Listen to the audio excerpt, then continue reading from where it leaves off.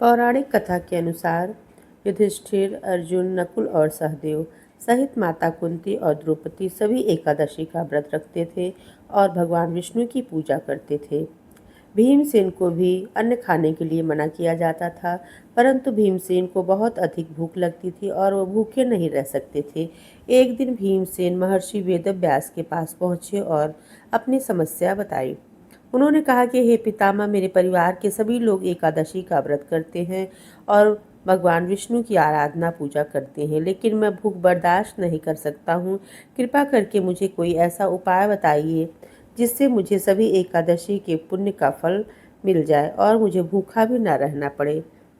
भीम की बात सुनकर महर्षि वेदव्यास ने कहा कि हे भीम, यदि तुम स्वर्गलोक की प्राप्ति चाहते हो और नरक के कष्टों से बचना चाहते हो तो तुम्हें दोनों पक्षों की एकादशी के दिन भोजन नहीं करना चाहिए।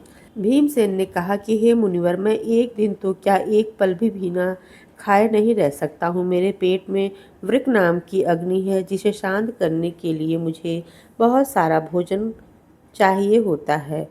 आप मुझे कोई एक ऐसा ही व्रत बताएं जिसे करने से पूरे साल की एकादशियों का फल प्राप्त हो सके। इस पर महर्षि वेदव्यास ने मुस्कुराते हुए कहा कि ज्येष्ठ मास के शुक्ल पक्ष की एकादशी को निर्जला एकादशी कहते हैं।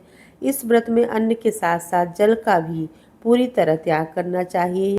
यदि तुम एक दिन बिना जल और अन्न के व्रत का पालन कर सको तो तुम्हें साल की सभी 24 एकादशियों का पुण्य एक साथ मिल जाएगा। महर्षि वेदव्यास के वचनों का पालन करते हुए भीमसेन ने ज्येष्ठ मास के शुक्ल पक्ष की एकादशी को पूरी निष्ठा और श्रद्धा के साथ निर्जला व्रत रखा। इस दिन कठिन व्रत के प्रभाव से वे मूर्छित हो गए, लेकिन उन्होंने अपना व्रत नहीं तोड़ा। अगले दिन द्वादशी तिथि विधि विधान से पूजा करके दान पुण्य करके उन्होंने अपना व्रत खोला। भीम द्वारा इस कठिन व्रत का पालन करने के कारण ही इस दिन को भीमसेनी एकादशी या पांडव एकादशी के नाम से जाना जाने लगा। बोलिए विष्णु भगवान की जय। जो भी मनुष्य समस्त एकादशी का व्रत नहीं कर सकता है, वह निर्जला एकादशी का व्रत करके संपूर्ण एकादशी के व्रत का फल प्राप्त कर सकता है।